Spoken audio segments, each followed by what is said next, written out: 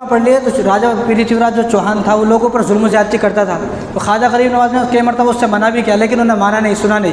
तो जो शहाबुद्दीन गौरी था, पहले उन्हें आया था हिंदुस्तान फ़तह करने के लिए, लेकिन शिकस्त हो गई तो उन्हें वापस अफ़गानिस्तान चला गया था। तो एक दिन वो रात में सोया हुआ था, तो ख्वाजा गरीब नवाज़ उसके ख्वाब में आए और हुक्म फरमाया कि तू जल्दी से हिंदुस्तान पर हमला कर, जल्दी से हिंदुस्तान पर हमला कर कि अब तेरी फ़तेह होगी और हिंदुस्तान की हुकूमत तेरे हिस्से में है। तो सुबह उठा, उन्हें सुबह उठ के अपनी फ़ौज को एकदम तैयार किया और हिंदुस्तान आ गया। तो हिंदुस्तान आने के बाद लंबा वाक़या है। हिंदुस्तान आने के बाद राजा पृथ्वीराज चौहान से उसने मुकाबला किया और राजा पृथ्वीराज चौहान को उसने कत्ल भी कर दिया, गिरफ़्तार करके कत्ल कर दिया बाद में।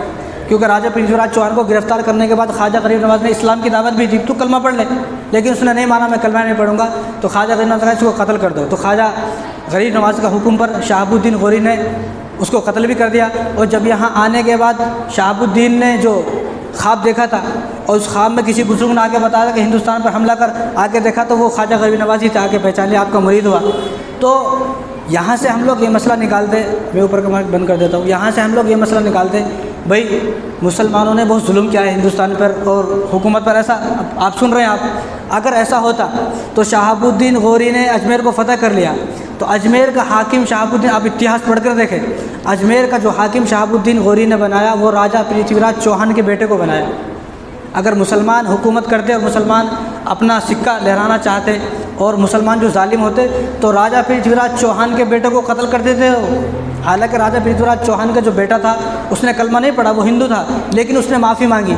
तो माफ़ी मांगने के बाद शहाबुद्दीन गौरी ने अजमेर का हाकिम राजा पृथ्वीराज चौहान के बेटे को ही बना दिया कि तुम यहाँ के हो, हालांकि वो हिंदू था, ऐसा कोई मसला नहीं था। और एक और बात निकाली जाती है कि बाद में जो है ख्वाजा गरीब नवाज़ और शहाबुद्दीन ने मिलकर राजा पृथ्वीराज चौहान की बेटी को ये कर लिया, वो कर लिया, उनसे शादी कर ली। ये भी झूठी बात है। अगर ऐसा होता तो भाई तो जिंदा है, भाई को गैरत नहीं आती क्या? भाई के रहते हुए ऐसा कैसा करते? तो राजा पृथ्वीराज चौहान के जो बेटे थे उसको हाकिम बनाया, बेटियाँ थी वो भाई के पास रही, जो उनके पास थी भाई, जो बेटियाँ थी ख्वाजा ये राजा पृथ्वीराज चौहान की, वो अपने भाई के पास रहे, ऐसा कोई मसला नहीं है। हम लोगों ने झूठी बातें उड़ा दी, उन्होंने आकर ऐसा हिंदुस्तान में ये किया वो किया और आए तो हिंदुस्तान को लूट कर ले गए। कोई हिंदुस्तान को लूट कर नहीं ले गया, तुम्हारे खुद के राजा हिंदुस्तान को लूट कर ले गए।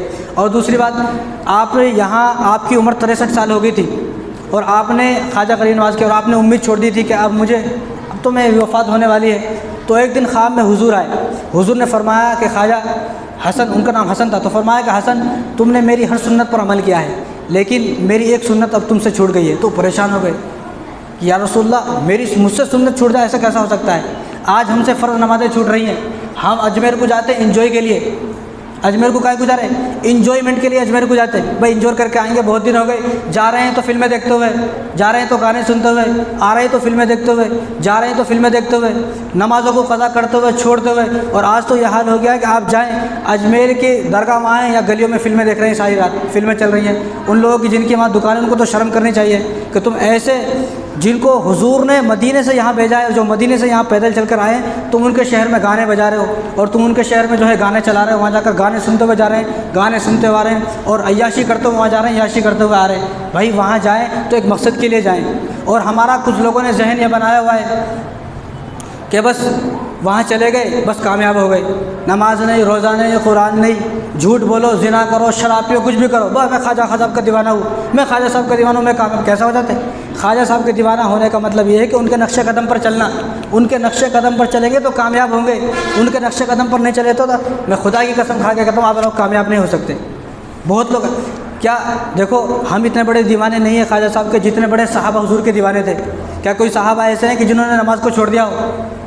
क्या कोई साहब ऐसा क़यामत का दिन होगा और तमाम उम्मत इब्राहीम अलैहिस्सलाम के पास, आदम अलैहिस्सलाम के पास और ईसा अलैहिस्सलाम के पास जाएंगे, आप सबको बताए तो सब मना कर देंगे, हम कुछ नहीं कर सकते, हम कुछ नहीं कर सकते। सब के सब जो है हुजूर सल्लल्लाहु अलैहि वसल्लम के पास जाएंगे। हुजूर नबी आप सल्लल्लाहु अलैहि वसल्लम अल्लाह के महबूब हैं, तो हुजूर सल्लल्लाहु अलैहि वसल्लम अल्लाह ताला के कदमों में गिरेंगे, सजदा करेंगे। वो सजदा कई महीनों का सजदा होगा और सजदे के बाद सर उठाएंगे, फिर अल्लाह ताला फरमाएंगे चलो अब हिसाब किताब शुरू होना चाहिए। वहाँ तो लोग इतना डर रहे हैं, नबी डर रहे हैं, यहाँ ही रात दिन चिखता रहे मैं ख्वाजा साहब के दीवाना, बस मेरे लिए जन्नत है।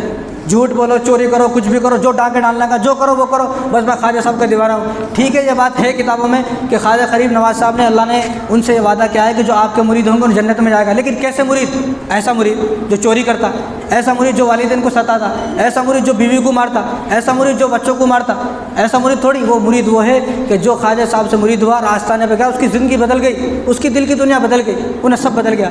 तो हुजूर सल्लल्लाहु अलैहि वसल्लम फरमाया कि मेरी हर सुन्नत पर अमल किया है, लेकिन एक सुन्नत अब भी रह गई है। तो ख्वाजा करीम नवाज़ ने कहा कि रसूलल्लाह मुझसे सुन्नत रह गई, मुझसे तो कोई सुन्नत नहीं रह गई। तो हुजूर ने फरमाया कि तुमने शादी नहीं की, तुम शादी करो, ये सुन्नत मुझसे रह गई है, आपसे रह गई है, आप शादी करें। तो आपने शादी करी, पहली शादी करी, उनका नाम अहमतुल्लाह था, उनसे 3 बेटे हुए, ख्वाजा फ़खरुद्दीन पहले बेटे का नाम, दूसरे बेटे का नाम ख्वाजा हसामुद्दीन, तीसरे बेटे का नाम ख्वाजा ज़ियाउद्दीन।